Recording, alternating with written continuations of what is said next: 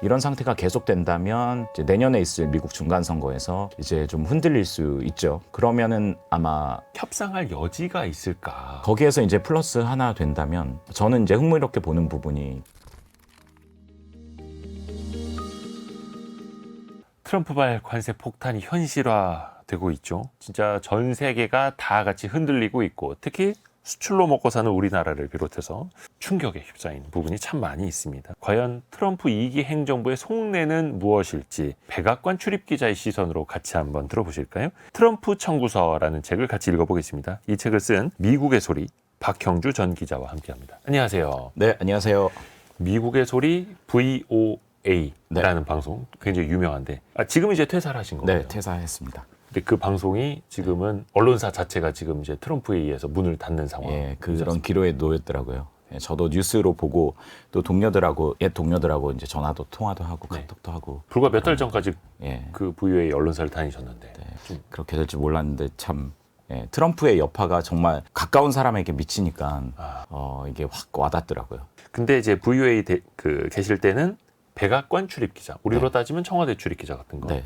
어떤 의미라고 보시면 됩니까? 그러니까 그러니까 미국 그 언론 제도를 잠깐 설명을 드리면 네. 이제 한국은 대부분 기자들이 출입처가 있잖아요. 그 어디 딱 가서 거기 기자실에서 일을 하고. 근데 그렇죠, 미국은 전반적으로 출입 기자 그러니까 출입처를 정하지 않거든요. 그러니까 분야를 좀 정해요. 그러니까 예를 들어서 외교 안보 분야 기자, 경제 기자, 뭐 사건 기자. 그런데 이렇게 출입 기자단을 두는 몇 안 되는 그 부처가 이제 백악관 그리고 우리나라로 치면 외교부라고 할 수 있는 국무부 그리고 국방부, 펜타곤 한 요 정도 경우는 이제 출입 기자들이 있거든요. 네. 근데 이제 출입 기자 앞서서 이제 청와대 예를 드셨는데 용산 대통령실 네. 하고 조금 이제 다른 부분도 좀 있어요. 그러니까 한국 같은 경우는 이런 출입 기자단 제도가 좀 더 좀 폐쇄적이라면 미국은 조금 더 개방적이긴 해요. 열려 있어요. 예, 몇 가지의 어떤 신원조회, 백그라운드 체크 이런 걸 통해 가지고 해당 부처나 이런 데를 출입할 수 있는 좀 약간 그런 부분에서는 좀 한국과 좀 다르더라고요. 이번에 또 트럼프 2기 되면서 그 뉴미디어라고 할 수 있는 1인 미디어 기자들도 더 많이 이제 접수를 받겠다 막 네, 그러더라고요. 그렇죠. 사실 근데 백악관 기자실이 엄청 좁거든요. 그 우리가 보면 브리핑실이라고 하나요? 네. 굉장히 좁더라고요. 좁아요. 그러니까 의자도 77에 44, 49, 77에 49. 49. 네, 약점이 44는 드러났습니다. 뭐지? 네. 네, 49석이에요. 딱 예. 자리가. 그리고 자리도 공간이 협소해가지고 옆 사람 어깨가 닿게 이제 앉을 정도로 협소하고 그렇더라고요. 또 이제 큰 중요한 브리핑이 있거나 대통령이 나오거나 이럴 때는 그 49명 이상의 숫자들이 오기 때문에 옆에 뒤에 이렇게 막 서 있더라고요. 서 있고 그렇거든요. 예, 근데 이제 이제 트럼프가 되고 나서는 아무래도 트럼프의 언론관이 기존 주류 매체, 뭐 CNN, AP, 뉴욕타임스 이런 데가 본인에게 우호적이지 않다. 심지어는 반 트럼프다라고 이제 생각을 하잖아요. 미워하죠. 네, 그렇기 때문에 이제 이른바 친 트럼프 매체, 보수 매체라든가 우익 매체 그리고 우리나라도 유튜버들을 활약이 많이 하는데 뭐 우리나라만큼은 아닙니다만 미국도 그렇게 뉴미디어에서 영향력 있는 인플루언서들이 있거든요. 어떤 진영을 대표하는 그런 매체의 인플루언서들도 이제 초대하겠다라고 하고 있고. 본인한테 우호적인. 네, 그렇죠. 그 보니까 질문 기회를 주는 거 가지고도 참 말도 많고. 이게 딱 정해져 있거든요. 예. 그러니까 백악관도 그렇고 국무부도 첫 질문을 하는 기자들이 이게 약간 그 전통처럼 왕고. 예, 왕고거나 이제 AP통신의 기자들. 우리나라도 사실 언론사 그렇죠. 연합뉴스 통신사. 예, 통신사 먼저 기회를 주는 경우가 많이 있잖아요. 네. 예, 백악관도 AP 기자한테 항상 질문을 이제 먼저 하도록 했는데 악시오시라고 그 온라인 매체거든요. 네. 트럼프에게 좀 우호적인 매체예요. 그런 매체한테 먼저 이제 첫 질문을 할 기회를 주고 뭐 그런 것들이 좀 있더라고요. 또 이번에 트럼프는 굉장히 이제 젊은 여성 대변인을 발탁을 네, 해서 그것도 굉장히 좀 화제가 됐고. 네, 28세. 그러니까 근데 이제 많은 분들이 일기 때 기억 못 하실 수 있는데 일기 때 허컵이라는 대변인이 있거든요. 그 아칸소 주지사 딸인데 네. 지금 현재 그 아칸소에서 정치인으로 활동하고 있는데 그 그 대변인도 이제 제가 그 백악관 취재할 때 그 대변인도 여성이었고 당시에는 상당히 젊었었던 걸로 기억합니다. 20대 후반 아니면 30대 초반. 약간 트럼프는 대변인을 어떤 스타일로 활용을 하는지가 딱 나오는 거냐. 그렇죠. 네. 그리고 대변인도 아마 자주 바뀔 거라고 생각해요. 일기 때도 많이 바뀌었거든요. 그래요? 예, 일기 때도 많이 바뀌었는데 대변인 뭐 바뀌지 않을까요? 또 그건 어떤 의미일까요? 왜 한 명으로 이제 오랫동안 같이 가는 게 아니라 대통령의 입이기도 하잖아요. 그게 생각을 트럼프의 좀 스타일인 것 같아요. 왜냐하면 이제 뭐 나중에 또 물어보실 수도 있겠지만은 바이든 대통령하고 비교를 하면은 바이든 대통령은 정말 기자들한테 잘 안 나타나는 예, 그 정말 필요한 자리 아니면은 그 기자들 앞에 잘 안 서거든요. 왜냐하면은 말 실수를 좀 많이 해요. 그리고 대변가도 아니고. 근데 트럼프는 본인이 직접 그 기자들하고 엄청 소통을 많이 하잖아요. 일기 때는 트위터, X 네. 이걸 통해서 본인이 소통을 많이 했고, 그리고 이제 대통령이 어디 지방이나 이런 데 출장 갈 때 그 에어포스 원이라든가 마린 원, 네, 헬기가. 헬기 마린 원을 타고 가잖아요. 그 이제 이동하는 거리가 있거든요. 네. 그 중간에 이제 마린 원 타기 전에 기자들이 쭉 모여 있는데 거기에서도 한 기자들하고 한 20분 동안 뭐 질문하고 즉석에서 질문 답변을 주고받거든요. 그러니까 헬기 타러 이제 걸어갈 때 막 이렇게 막 네. 미스터 프레지던트 막 불러가지고 네. 질문 던지고 그렇죠. 그럼 거기서 거기에서 대답을 해주고. 이제 한참 또 머물다 가요. 그러니까 한 질문을 한두 개만 받고 가는 게 아니라 한참 머물. 예, 한참 한 10분, 15분 그렇게 트럼프 같은 경우는 본인이 직접 기자하고 이제 소통을 굉장히 많이 하기 때문에 사실 대변인의 역할은 그렇게 안 중요할 수도 있을 것 같아요. 예. 그러니까 누구를 시켜서 대변하는 스타일의 대통령이 있고 본인이 직접 하는 스타일이 있는데 트럼프는 워낙 이제 본인이 직접 하니까. 네. 그리고 이제 대변인의 역할은 그거겠죠. 트럼프의 경우는 일기 때도 그랬는데 워낙 그렇게 즉흥적으로 말을 하다 보니까 좀 말 실수, 또 정책과 실제 정책과 좀 다른 이야기들을 하는 경우도 있잖아요. 네, 그렇죠. 그럴 때 이제 대변인이 대통령의 의도는 이거였다. 이렇게 우리가 그 한국에서 전문 용어로 해석해주는. 예. 그 언론사 은어가 갑자기 생각나는데 그런 그런 역할들도 많이 하죠. 예. 그래서 사실 트럼프 대변인이 극한 직업인 것 같기는 하더라고요. 일단 뒷수습도 해줘야 되는 네, 거고. 맞아요. 네. 그래서 트럼프는 당장 생각이 안 날 때는 그런 표현 제일 많이 하잖아요. 어떤 일이 일어날지 지켜봅시다. 두고 보자. 예. 네. 정말 그 얘기 많이 하더라고요. We will see. 예. 예. 이게 지켜봅시다도 됩니다만 두고 보자. 두고 보자. 네. 어감이 천지차입니다. 그 백악관 출입하실 때 주로 국가안보회의 네, 맞습니다. 하셨어요? 네. 이게 사실 좀 되게 민감한 분야잖아요. 그러니까 이제 백악관 사실 그 백악관 기자실에서 그 브리핑하는 그런 질문이나 이런 거 보면은 대부분 미국 국내 정치에 대한 질문을 많이 해요. 우리나라도 그렇겠지만 미국 내에서는. 예, 미국 내에서 그러니까 공화당, 민주당 싸우는 거 쟁점이 되는 그 국내 법안들 이런 질문들을 이제 주로 많이 하거든요. 그 현지 기자들이. 근데 저 같은 경우는 그런 미국 정치, 국내 정치를 취재했던 기자는 아니고 미국의 해외 정책, 대외 정책, 외교 안보 정책 그 중에서도 동북아, 미국식으로 하면 인도태평양 지역이라고 하잖아요. 많이 그렇게 부르잖아요. 한국, 북한 그리고 중국, 일본 이런 관계들을 이제 취재를 했는데 그런 거 담당하는 데가 국가안보회의예요. NSC. 예. 우리나라에도 있잖아요. 그렇죠. 네. 그리고 이제 NSC의 보좌관이 있고요. 그리고 NSC에 또 따로 대변인이 있어요. 제가 주로 이제 만나는 취재원들은 그런 NSC 관계자들이죠. 그때 정상회담도 굵직한 거 같이 취재하셨어요. 네, 그 기억에 남는 뭐 에피소드 좀 이야기해 주실까요? 사실 가장 기억에 남는 건 저의 마지막 취재였던 것 네, 같은데 2023년 8월 17일이었나 16일 캠프 네. 데이비드 정상회의. 아하. 예, 여러 가지로 사실 의미가 있었는데요. 일단 개인적으로는 제가 이제 그 VOA 기자로서 마지막 이제 퇴사하기 전에 그 취재였기 때문에 그야말로 그게 마지막 날이었거든요. 취재하고 그 다음 날부터 이제 출근 안 했기 때문에. 캠프 데이비드면은 대통령 별장이잖아요. 맞아요. 그것도 사실 각별했던 거죠. 그러니까 사실 그 대통령 별장이 그러니까 캠프 데이비드에서 정상회담을 했던 게 2015년 이후에 아마 처음이었을 거예요. 그래서 이제 미국 언론도 캠프 데이비드 외교가 되살아났다 뭐 이렇게 이제 제목을 뽑기도 했거든요. 그렇기 때문에 백악관을 오래 출입했던 기자들도 캠프 데이비드 한 번도 안 가봤다고 그러더라고요. 그러니까 그렇게 좀 약간 기회가 많지 않았던 그 취재였던. 캠프 데이비드가 어디 있는 거죠? 워싱턴 DC가 있으면 그 메릴랜드 쪽으로 한 1시간 정도 가는 약간 산악 지역이거든요. 원래는 여기가 해군 해병대 시설이에요. 군 시설이기 때문에 사실 민간인 접근이 잘 안 되고 그래서 이제 그 군인들이 이제 인솔을 하거든요. 군인들도 그런 얘기 하더라고요. 아, 내가 여기 근무하는 동안에 가장 많은 민간인들을 봤다. 왜냐하면 그때 한국, 미국, 일본 각 정상의 이 네. 기자단들이 왔기 때문에 한 100여 명 정도 왔었거든요.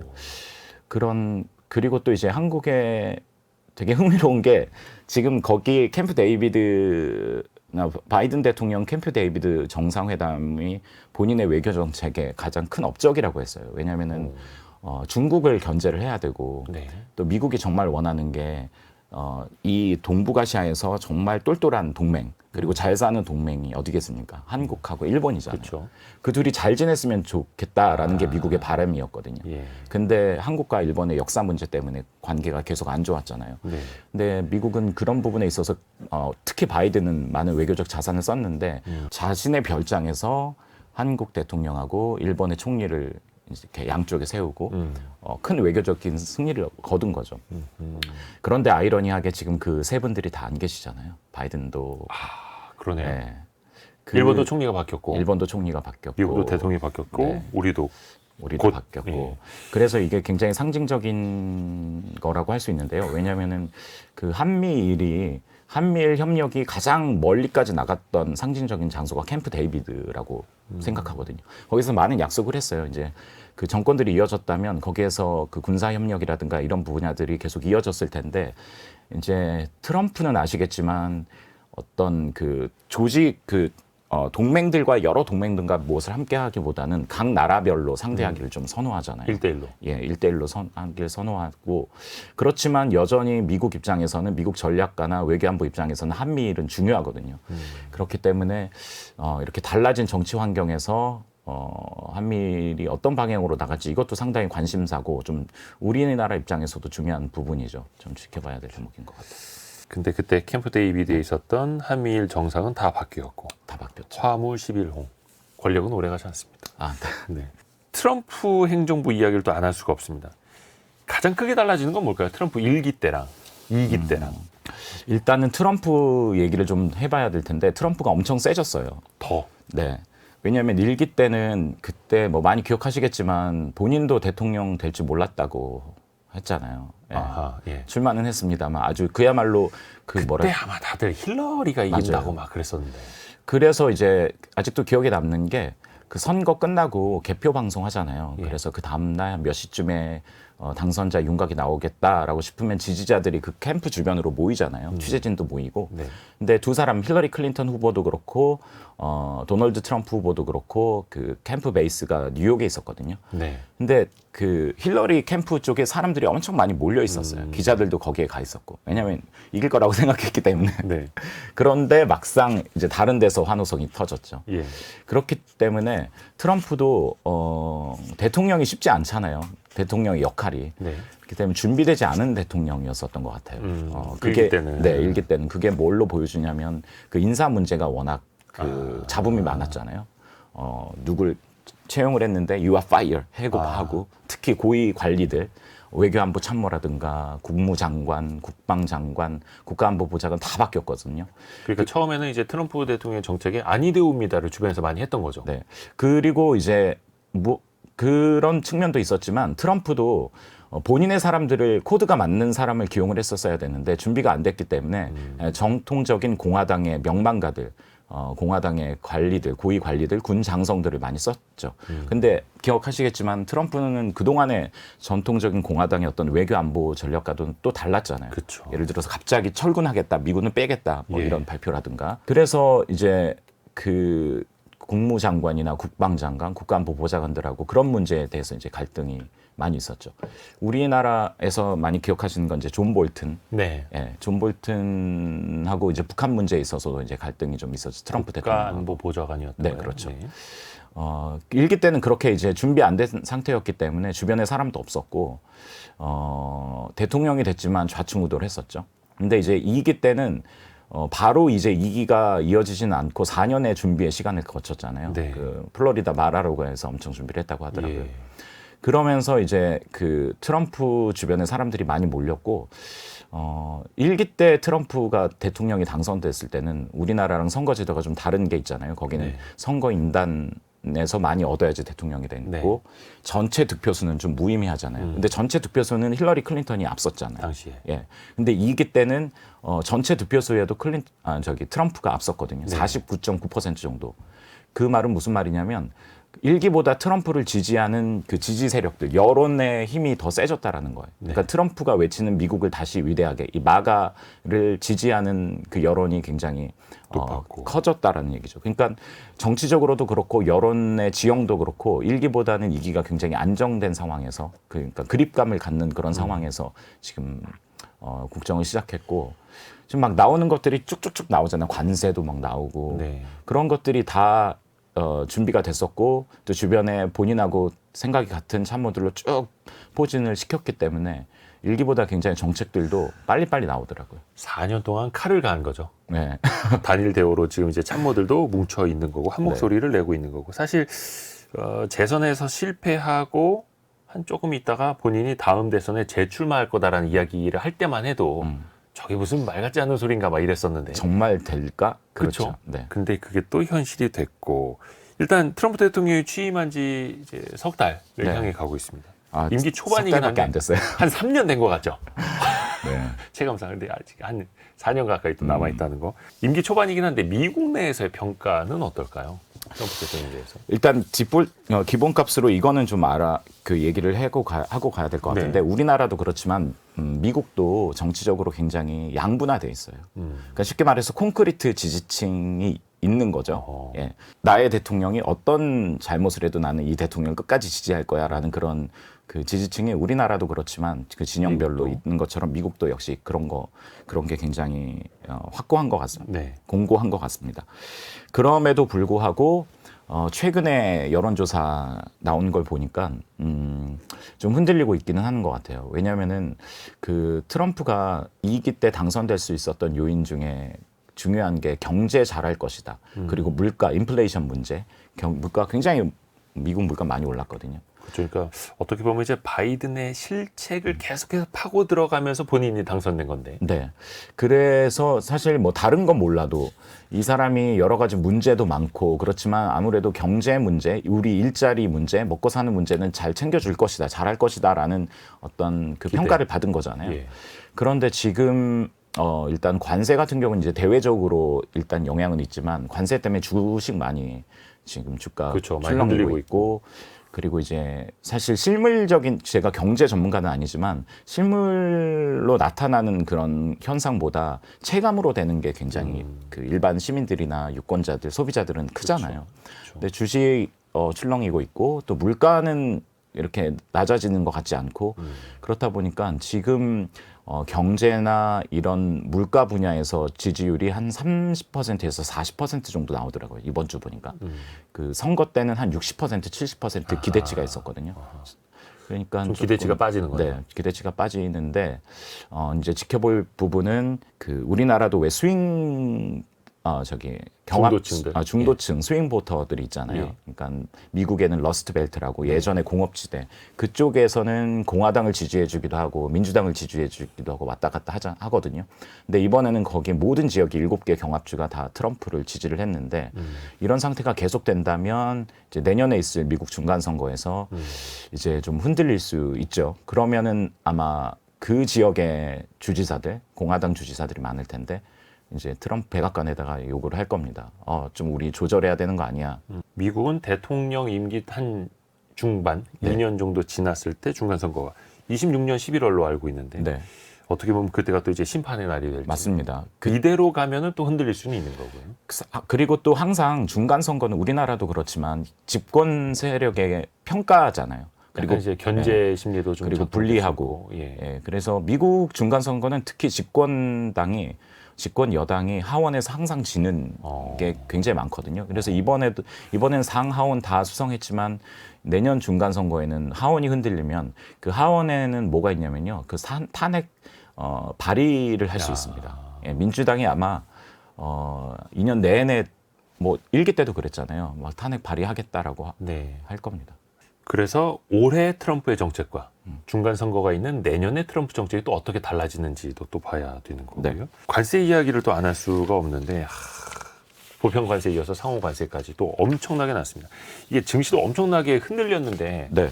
증시가 그렇게 흔들렸다라는 건 예상보다 훨씬 더 크게 왔다라는 거잖아요. 그렇죠. 그 발표하는 것도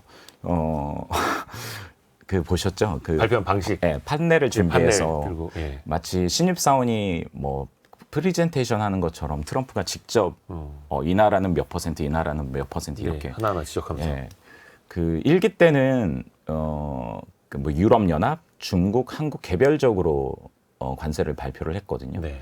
그리고 이제 상호 그 보편 관세는 카드까지는 쓰지는 않았잖아요. 근데 네. 이번에는 그 카드를 썼고 그 관세 그 비율도 생각했던 것보다 다 굉장히 높더라고요.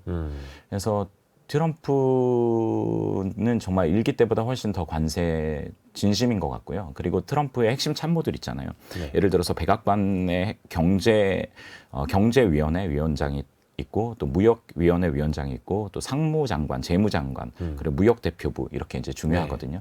근데 그 인사들을 보면 대부분 관세 그리고 감세 정책에 진심인 사람들이 많아요. 근데 이게 두 개가 같이 갈 수밖에 없는 게 트럼프는 감세주의자거든요. 공화당도 그렇고. 그러면 세수가 줄어들잖아요. 안 그래도 지금 미국 재정 적자가 엄청 심한데 그 줄어드는 세수를 어디서 채워야 되는데 그걸 관세에서 채우겠다. 근데 관세도 어차피 수입하는 기업이 내는 거다 보니까 그렇죠. 미국 사실 기업이 내는 건데 수입업자들이 내는 거니까 미국 기업들이 내지만은 그 레토릭은 우리는 국민들에게 걷지 않고 다른 외국 나라들에게 우리나라에게 무역에서 손해를 입히는 그런 나라들한테 세금을 걷는다라고 이제 참 그게 이제 어떻게 보면 정치적인 수사인 건데 미국 국민들이 그걸 그대로 믿을까라는 생각. 왜냐하면 그게 또 미국의 물가로 또 반영될 여지가 또 있는 거다 보니까. 근데 우리 입장에서 보면은 한미 FTA라고 하는 자유무역 협정을 맺은 나라고 그것도 트럼프 일기 때 트럼프가 미국에 불리해라고 해서 재협상을 해서 개정까지 한번 했는데 그럼 한미 FTA는 뭐가 되는 거예요? 그렇죠. 네. 그러니까 사실 그 일기 때 한미 FTA 재협상 얘기해 주셨는데 그 나프타라고 미국의 북미 자유무역 협정. 그것도 사실 멕시코, 캐나다, 사실 멕시코, 캐나다도 한국 못지않은 동맹이거든요. 그리고 가장 가까운 나라고 그 협정을 파기를 해서 일기 때 다시 트럼프가 협상을 했거든요. 그런 것처럼 트럼프는 이 무역과 관련돼 가지고 그런 부분에 있어서는 사실 국내적으로는 손해 볼 장사는 아니라고 생각을 하는 것 같아요. 왜냐하면은 미국 입장에서 우리는 그렇게 얘기할 수 있잖아요. 협정도 국가 간의 약속인데 너네들이 이런 걸 파기하면 안 된다라고 얘기는 할 수 있지만 트럼프와 트럼프 진영은 이렇게 얘기할 거거든요. 우리에게 불리한 우리에게 만성적인 무역 적자를 주는 이 협정을 내가 다시 협상할 것이다. 우리 미국에게 유리한 방식으로 다시 협상할 것이다. 그러면은 약속을 지킨 것보다 훨씬 더 국민들 입장에서는 그러면 뭐 다시 해야지. 우리 미국의 이익에 맞게.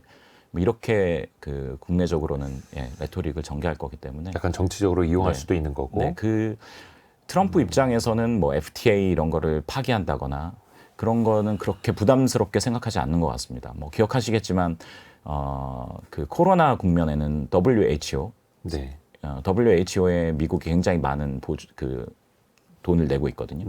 그것도 탈퇴하겠다고 했고요. 세계 인권 이사회 그리고 파리 기후 협약도 탈퇴를 했고, 그러니까 트럼프는 어떤 기존의 어떤 약속들을 깨는 거에 있어서 두려워하지 않고, 그리고 깨는 명분을 그 이유를 미국에 불리한 거다. 그렇기 때문에 우리가 깬다라고 얘기를 계속 이제 하고 있습니다. 이게 사실 국내 사정이 안 좋을 때, 국내에서 정치인의 지지율이 떨어질 때, 뭐 전쟁이라든지 이런 국방 혹은 외교적으로 외국과 갈등을 일으켜서 국내 어떤 본인한테 쏟아지는 화살을 해외로 돌리는 게 어떻게 보면 이제 정치인들의 정치술이기도 하지 않습니까? 네. 근데 그게 경제적으로도 나타나는 거네요. 자꾸 이제 관세를 외국 탓을 하면서 우리의 물가 문제는, 우리의 경제 문제는 외국 때문이야. 이렇게 해서 또 관세를 높이고 있는 거고. 근데 이제 그거를 표면적으로 보면 사실 맞기는 하죠. 왜냐하면 미국이 만성적인 무역 적자에 시달리고 있잖아요. 네. 그리고 기축통화라고 하지만 그것 때문에 또 손해를 보는 부분들도 미국 입장에서는 있는 것 같아요. 왜냐하면은 만성적인 무역 적자가 그 환율의 차이로 해소되는, 우리나라 같은 경우는 그런 게 이제 좀 해소되는 그런 부분들이 있는데, 미국은 기축통화기 때문에 그 환율의 어떤 이익을 보기보다는 그 동안에는 환율로 인한 손해를 본다라고 이제 많이 생각을 했었던, 미국 내에서. 네, 미국 내에서 생각을 하고 있는 것 같습니다. 그렇죠. 그렇기 때문에 이 만성적인 무역 적자를 해결해야 되는 거는 맞는데, 이게 이러한 그 보편 관세의 방식이냐, 이런 부분들은 좀 퀘스천이 있는데, 이게 그 중요한 거는 이 관세를 어디까지 밀고 나갈지, 그리고 중간에 이제 협상을 할 거잖아요. 지금도 어제 보니까 며칠 전에 보니까 백악관에서 많은 나라들이 우리와 협상하자고 구애하고 있다라고 줄 서고 있다. 예. 그러니까 미국이 무역 적자를, 만성적인 무역 적자를 보는 게 관세 때문이기도 하지만 그 비관세 무역 장벽이 있잖아요. 그렇죠. 어떤 뭐 중국 같은 경우는 보조금을 준다거나 뭐 유럽 연합은 그 환경에 환경 대한 규제, 민감하기 때문에 그 미국의 그 전기 자동차 수출하는 게 상당히 장벽이 있잖아요. 그렇죠. 그리고 또 미국 농부들이 파는 그 농부들이 생산하는 농작물도 그 말씀하신 것처럼 유럽연합의 환경 그 규제 벽이 높거든요. 그래서 수입하는 그런 미국 입장에서 수출하는 데 어려움이 있기 때문에 이 관세 문제로 그런 부분들, 비관세 분야들 다 협상하려고 하지 않을까 싶습니다. 그러니까 그게 사실 더 어려운 거죠. 관세, 세율은 서로 몇 퍼센트 보이니까 이렇게 조정하자 하면은 될 텐데, 네. 비관세 분야까지 건드리기 시작하면, 예를 들어서 쌀에 적용되는 관세율은 얼만데 우리가 농가에 지원하는 농가 보조금까지 막 이거 주지 마라 해버리면, 이거는 이제 국내적으로 엄청나게 더 그렇죠. 복잡해지는 예. 문제지 않습니까?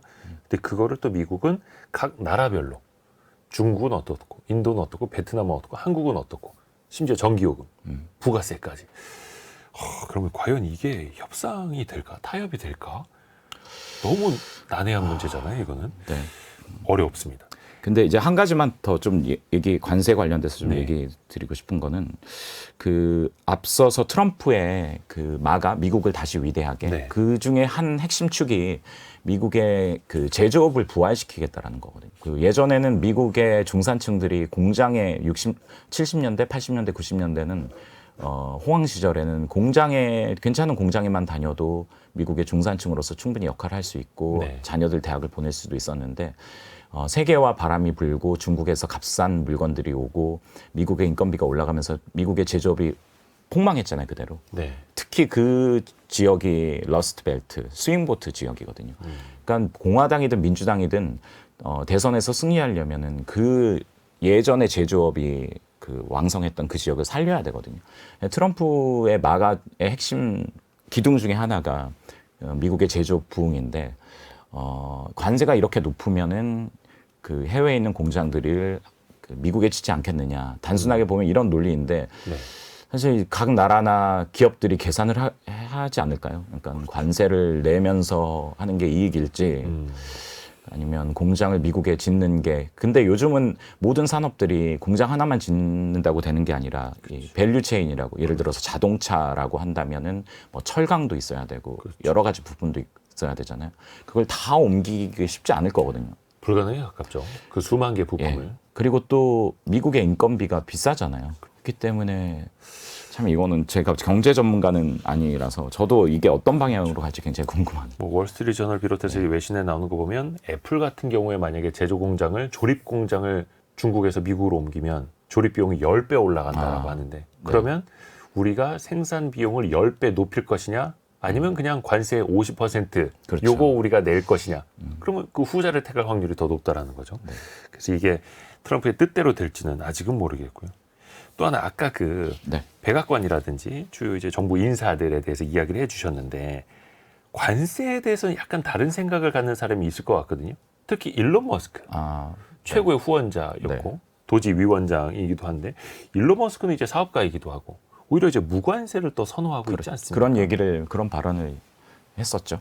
네. 그럼 특히 약간 틈새가 좀 벌어질 수 있습니다. 중국하고 굉장히 경제적으로 일론 머스크는 많은 이해관계가 있잖아요. 그렇죠. 테슬라 또 중국에서 또 많이 사업을 하고 있으니. 그리고 또 유럽에서도 사실은 뭐 EV 자동차라든가 그 일론 머스크는 복잡하긴 할 것 같아요. 왜냐하면 관세 자체만 놓고 보면은 트럼프가 그렇게 좋아하는 그런 방식은 아닌데 앞서서도 얘기했지만 이런 관세를 계기로 비관세 무역 장벽이라든가 규제 이런 협상들을 할 거잖아요. 네. 그렇기 때문에 일론 머스크가 하는 그 사업들이 대부분 규제 관련 사업이거든요. 그러니까 EU나 유럽 자율주행 지역이나 그렇고. 이런 데 보면 예. 그렇기 때문에 트럼프와 동거를 한다면 그런 분명히 그 본인의 사업에 이해관계가 걸려 있는 나라에 그런 여러 가지 규제들을 풀어주도록 그런 페이버를 제공하도록 트럼프와 모종의 거래를 할 텐데 또 한편으로 보면 또 규제뿐만 아니라 또 물건을 또 팔아야 되는 그런 네. 입장에서 보면 이 관세라는 게 관세를 보복 관세를 그쵸. 하게 되잖아요. 중국도 지금 당장 보복 관세를 하겠다고 하니까. 그러니까 머스크의 머리도 복잡할 것 같은데 저는 개인적으로 그 관세를 떠나서라도 머스크와 트럼프의 동거는 그렇게 오래 가지는 않을 거라고 저는 생각하고 두 뭐 사람의 사실 지난번 집권 때 사이 안 좋았다가 다시 또 좋아졌다가 또 어떻게 보면 이제 유불리에 따라서 또 멀어질 수도 있는 관계지 않습니까? 그렇죠. 예. 손익 계산을 해서 여기까지는 내가 같이 간다. 예.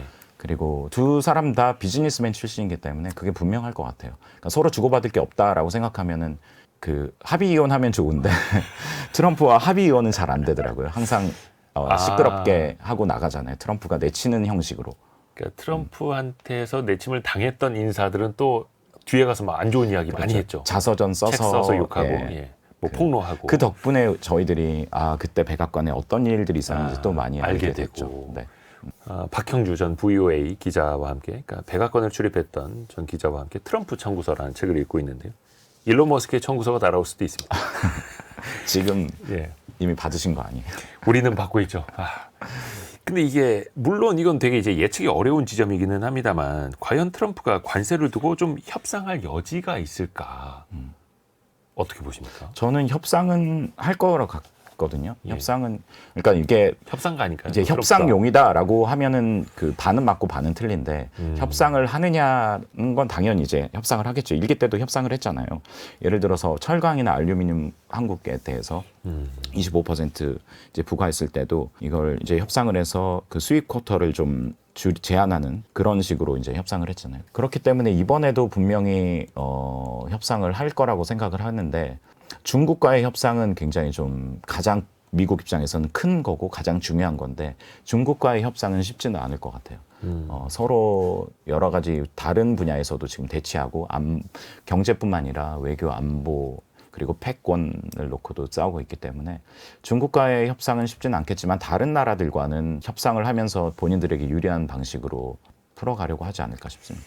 근데 그 트럼프의 관세가 협상용이라고 한다면 절반은 맞고 절반은 틀릴 수 있다라고 표현하신 거는 어떤? 그러니까 의미일까요? 제가 앞서서 말씀드렸던 것처럼 관세 그 주의자들 그리고 트럼프를 비롯해서 관세에 정말 진심인 사람들은 미국의 경제 문제, 만성적인 무역 적자라든가 그리고 정부 재정 적자 이런 부분들을 관세로 해결할 수 있다라는 그런 생각을 가지고 있는 것 같아요. 그러니까 당장은 어렵겠지만 이게 장기적으로는 산업도 재편될 것이고 미국 중심으로 제조업이 들어올 것이고 그렇기 때문에 사실 관세에 좀 진심인 부분들이 있는데 그렇기 때문에 이제 그 절반 정도는 그런 그 의미가 있는 거겠죠. 그리고 나머지 절반은 앞서 얘기 드렸던 것처럼 그 비관세 무역 장벽들을 좀 해소하고 규제를 해소하고 이런 미국의 우호적인 어떤 비즈니스 환경들을 만들기 위한 그런 협상용 그런 측면도 분명히 있을 것 같아요.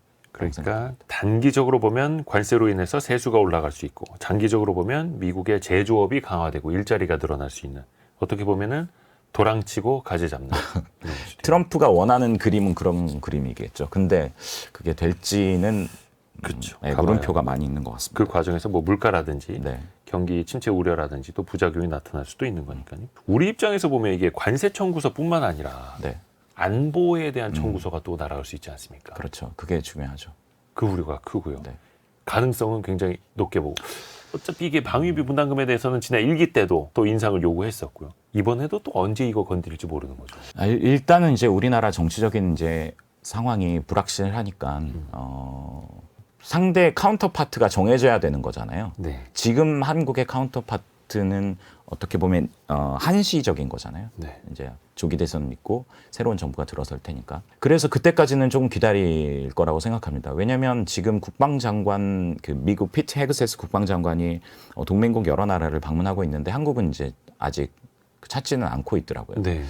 그래서 한국과 의미 있는 지금 중요한 문제를 의미 있는 상대와 나누기는 어렵다라는 그런 현실적인 판단을 한 것 같고요. 네. 그래서 한 2, 3개월은 좀 기다리지 않을까 싶습니다. 그런데 이제 그 우리들이 직면하게 될 문제들은 쭉 라인업이 있다고 생각합니다. 일단 얘기했던 것처럼 방위비 분담금 문제, 그거는 본인이 직접 그렇죠. 얘기를 했기 여러 차례 때문에 이야기를 했던 거고요. 이미 바이든 정부 때 바이든 정부와 윤석열 정부 말기에 앞으로 5년치를 합의를 했습니다만 뭐 앞서 얘기했던 것처럼 트럼프에게 그 이전 정부의 합의는 중요하지 않죠. 그래서 다시 이제 방위비 분담금 협상하자고 그럴 거고요. 그리고 이제 또 중요한 게 이제 앞으로 미국은 중국을 견제하는데 이 자원을 이 영내에 많이 집중할 거거든요. 그렇죠.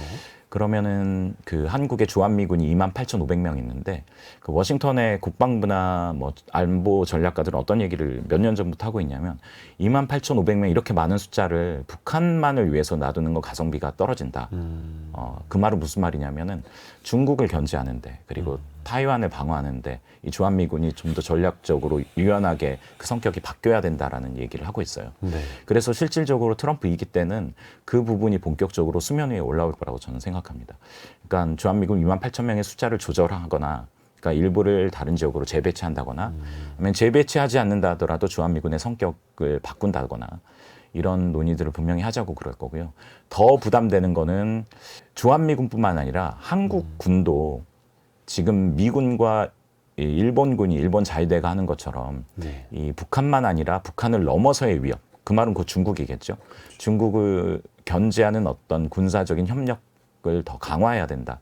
이런 압박들을 계속 할 거거든요. 과거에 사드 배치 네. 이런 거 그런 것처럼 그 안보 청구서가 많이 날라올 텐데 그러면은 우리나라도 이게 단순히 숫자나 돈으로 계산할 수 있는 게 아니라 우리나라의 국방 전력이나 안보 전략을 다시 짜야 되는 문제인데 저는 사실 좋은 기회라고 생각합니다. 지금 한국의 국방력도 많이 커졌고 경제 규모도 커졌잖아요. 그리고 지정학적인 상황도 많이 변하고 있기 때문에 우리나라도 지금 이 트럼프를 맞은 김에 한국의 안보 전략들을 앞으로 과거 70년은 미국과의 동맹 국가나 미국 동맹이 중심축이었다면 앞으로의 70년도 이대로가 유효한지 뭐 꼭 바꾸자는 건 아니고요. 한번 재점검은 분명히 해봐야 될 것 같습니다. 그렇게 얼마 전에 그 헤그세스 국방장관이 아시아 지역도 이렇게 돌아다닐 때 우리나라는 안 오고 그냥 갔습니다만 문의를 해왔다라는 보도는 나왔더라고요. 만약에 어떤 지정학적인 문제가 동북아 지역이라든지 대만 또 그러니까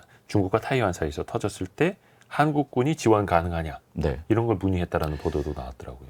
그게 이제 사실 몇 년 전에도 그 NSC 관계자라든가 국방 당국자들이 그 비공개 브리핑 이런 걸 하잖아요. 네. 그럼 그런 얘기를 해요. 한국 정부가 그 대만 유사시 어떤 역할을 할지 우리는 궁금하다. 그리고 한국 측과 이야기를 하고 있다. 그런 얘기를 하는데 지금 이제 언론 보도를 하고 있고 공개적으로 이제 발언을 하고 있잖아요. 그렇기 때문에 그 이번에는 이제 그런 문제들이 본격적으로 이제 트럼프 2기와 앞으로 들어설 한국 정부는 그 특히 이제 대만 문제, 대만 유사시 한국은 어떤 역할을 할지 이런 부분들을 일본 수준만큼 논의하길 원할 겁니다. 이걸 좀 보시면 좋을 것 같아요. 한미 정상이 만났을 때 공동 성명을 내고 한일 정상이 만났을 때 공동 성명이 내잖아요. 그 대만 문구가 있거든요.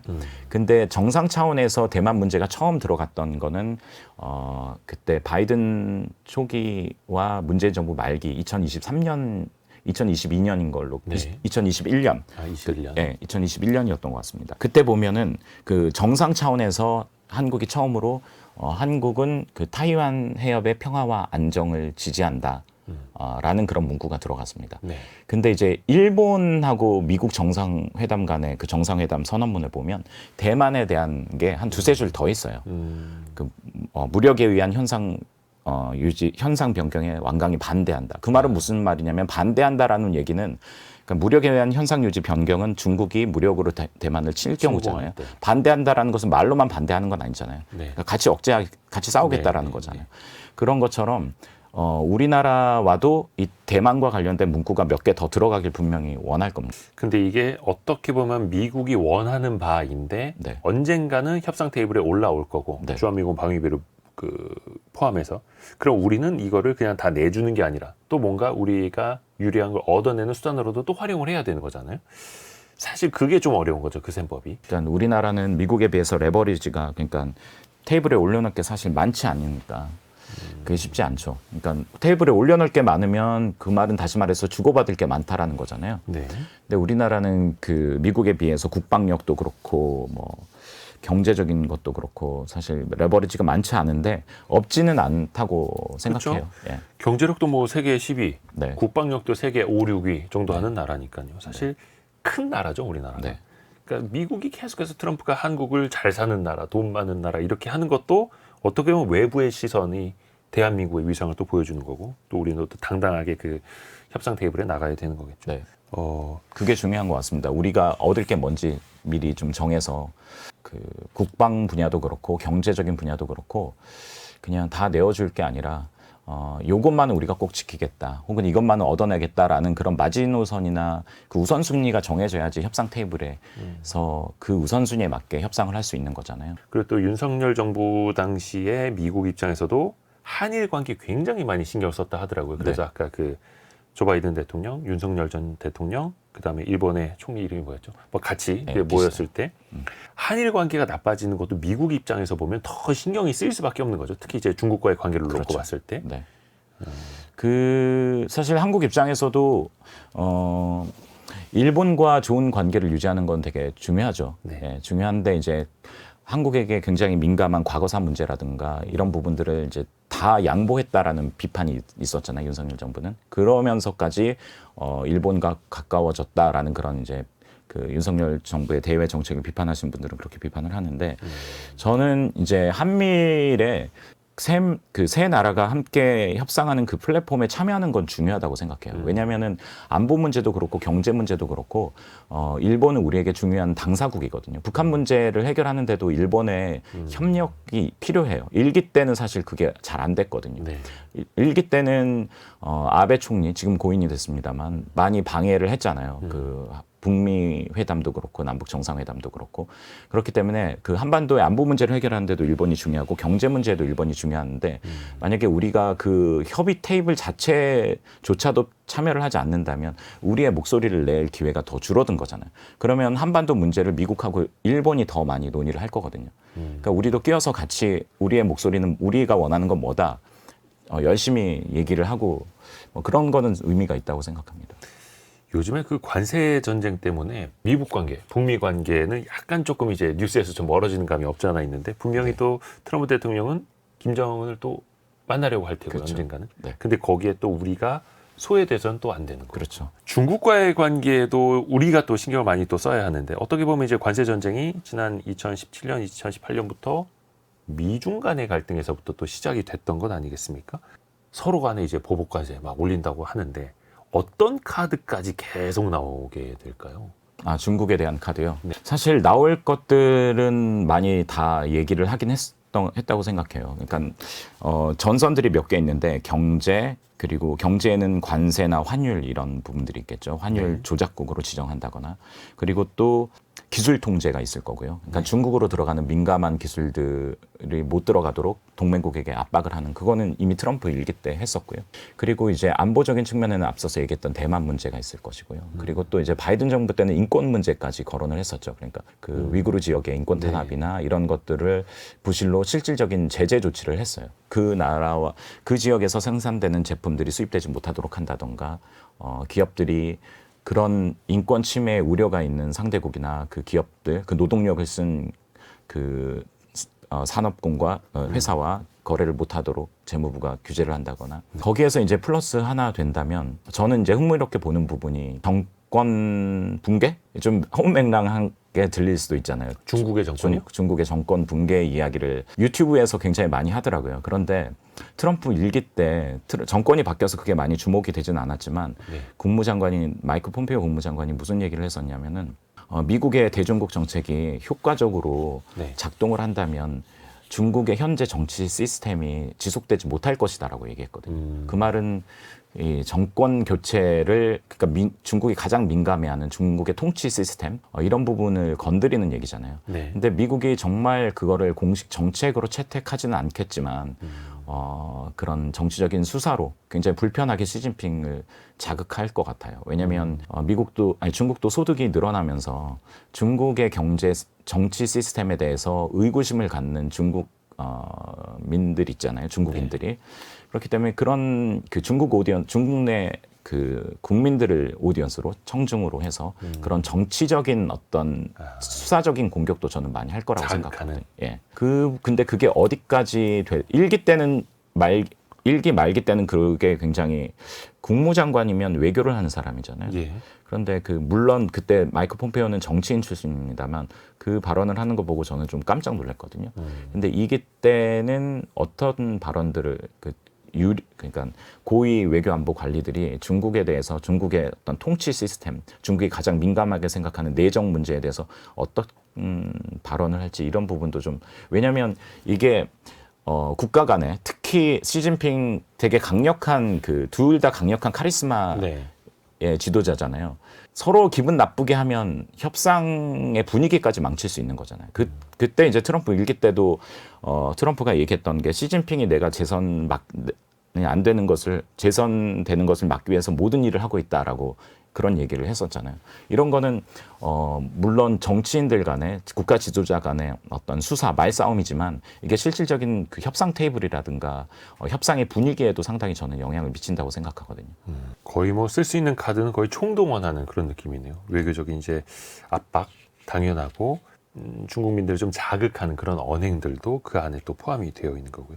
근데 우리 입장에서는 우리의 최대 수출 국가 1, 2위가 미국, 중국이고 그렇죠. 미국 경제 안 좋을 때는 중국의 수출 1위가 가고 중국이 안 좋을 때는 미국의 수출 1위가 가는데 우리 입장에서는 참 이걸 어떻게 풀어가야 할까 좀 지혜가 좀 필요한데요. 네. 그게 가장 또 어렵기도 하고요. 반도체 이야기를 또 이제 끝내기 전에 안 할 수가 없는데요. 특히 이제 타이완 같은 경우에는 지정학적으로도 그렇고 반도체가 곧 안보랑 또 직결이 그렇죠. 되고 있지 않습니까? 그래서 더더욱이 또 신경을 쓰는 거고 또 이게 바이든 행정부 때도 그렇고 트럼프 때도 이어지는데 아예 그냥 TSMC도 그렇고 반도체 제조 기지를 미국으로 갖고 들어와라. 미국에 투자하라. 또 이런 식으로 또 유도를 하는 거고요. 우리한테도 이게 또 영향을 미칠 수밖에 없겠죠. 네, 그렇죠. 그러니까 바이든 정부든 트럼프 정부든 앞으로 미국 정부 어떤 정부가 들어서든 정말 진심으로 할 게 밸류 체인들을 공급망을 미국 주도로 재편하는 거일 거라고 저는 생각하거든요. 네. 왜냐하면은 코로나 때 그때 우리가 미국이 얼마나 그 밸류 체인 그 공급망 체인 반도체도 그중 중요한 핵심 그 체인 중에 하나죠. 그런 것들이 중국에 의존돼 있는지 여실히 좀 드러났잖아요. 그리고 한국도 그랬을 거라고 생각하는데 미국에서 그 당시에는 자동차를 주문하면 몇 달 동안 받지를 못했어요. 가전제품도 그렇고. 그렇기 때문에 바이든 정부도 그랬고 트럼프 일기도 이 핵심 공급망들을 다 미국으로 최소한 미국의 우호적인 나라로 재편을 해야 된다라는 그 생각을 확고하게 하게 됐고 그런 것들을 이제 정책적으로 그리고 법안까지 만들어서 이제 하고 있잖아요. IRA도 사실 인플레이션 감축법도 자세히 들여다보면 그런 측면도 있고요. 칩스 반도체법도 그렇고요. 그렇기 때문에 앞서 한국 반도체 얘기를 하셨는데 그 미국 입장에서는 그런 것들이 미국 공장까지는 아니라 하더라도 우리 미국의 미국 좋은 표현을 하면 매니지 관리 조금 공격적으로 표현하면 컨트롤 통제할 수 있는 그런 수준까지 만들고자 할 거라고 저는 생각합니다. 이제 미국이 모르겠습니다. 그 무소의 뿔처럼 혼자서 가라 이런 건지. 그러니까 바이든 행정부까지만 하더라도 동맹과 함께 가려는 게 있었는데 트럼프는 다 1대1 아니면 그냥 오로지 미국만을 위해서 이렇게 가니까 그럼 이제 주변 나라에서 보는 미국에 대한 인식도 또 달라질 수밖에 없는 거잖아요. 그것도 굉장히 중요하죠. 왜냐하면 특히 선거가 있는 나라는 모든 정치인들이 그 여론을 굉장히 중요하게 생각하잖아요. 근데 이렇게 관세 폭탄 그리고 이거 달라 저거 달라 하면 사실 그 미국에 대한 반감들이 늘어날 수 있다고 생각하거든요. 그러면 그 정치인들은 선거를 고려한다면 미국이 원하는 걸 마냥 줄 수는 없잖아요. 네. 이게 미국에게 다시 이제 부메랑이 돼서 돌아올 수도 있다고 생각해요. 그래서 정말 이게 큰 쟁점화된다면 각 나라의 대사관들 있잖아요. 미국 네. 대사관들, 우리나라도 대사관들이 있고 그 현지의 그 미국에 대한 여론, 반미 감정 이런 걸 굉장히 철저하게 조사를 하거든요. 민감해요. 그래서 그런 보고들을 할 겁니다. 그러니까 이 현지 정치 지형 그리고 현지 여론이 미국에 대해서 미국의 정책에 대해서 미국 정부에 대해서 어떤 감정들과 생각들을 가지고 있는지 굉장히 열심히 동향 보고를 합니다. 아마 지금 되게 이제 바쁘게 주한미국 대사관도 움직이지 않을까 싶습니다. 우리나라는 그래도 좀 덜한 편이죠. 뭐 유럽이라든지 다른 나라에서 지금 막 들고 일어난 캐나다마저도 반미 감정이 엄청 높아지고 있다고 하고 그거를 또 미국이 깨닫고 글쎄요. 정책의 변화로 반영할지는 조금 더 한번 두고 네. 보겠습니다. 트럼프 청구서라는 책을 이 책의 저자인 박형주 전 기자와 같이 읽고 있고요. 심쿵한방 심쿵한방. 핵심 구절을 저희가 직접 좀 부탁을 드리겠습니다. 마지막에 글을 네. 마치며 부분에 쓴 부분인데요. 네. 제가 가장 하고 싶었던 얘기인 것 같습니다. 국제 무대에서도 워싱턴은 비열한 동네일지도 모른다. 물론 모든 국가가 자국 우선주의를 추구하며 그 안에는 어느 정도의 비열함을 내포한다. 다만 워싱턴의 비열함은 동맹, 자유, 평화, 번영, 질서, 연대, 인권 등과 같은 멋진 말로 덮여 있어서 잘 보이지 않을 때가 있다. 국제 무대에서 외교에서 주어를 잃지 말아야 하는 이유다. 주어가 흔들리면 표류를 피하기 어렵다. 한 개인의 표류는 경험이 되고 더 나아가 성장으로 이어질 수 있지만 한 국가의 표류는 쇠퇴를 부른다. 제가 워싱턴 청구서가 저의 워싱턴 표류기라는 마음으로 썼거든요. 저도 한국에서 오래 언론인 생활을 하다가 미국 매체에 가서 제 예. 일을 하면서 여러 가지 어려움들, 도전들이 많았는데 그렇기 때문에 많이 표류를 했었던 것 같습니다. 근데 개인의 표류는 사실 경험이 되기도 하고 성장이 되기도 해요. 그런데 이제 국제 무대에서 그 외교의 표류, 표류하지 않는 거는 우리의 주어와 우선순위가 무엇인지 분명하게 붙잡는 거라고 생각하거든요. 근데 그게 표류했을 때, 구한말 때 우리가 대가가 너무 크다. 컸잖아요. 근데 지금 국제 정세가 구한말처럼 각자 도생해야 되는 그런 시대인데 표류하지 않았으면 좋겠다라는 그런 마음으로 그래서 그 주어, 국가. 네. 라는 걸 잊지 말아야 한다는 거고요. 전 미국의 소리 박형주 기자와 함께 트럼프 2기 어떤 또 청구서가 날아올지 트럼프 청구서라는 책 같이 읽어봤습니다. 고맙습니다. 네, 감사합니다. 감사합니다.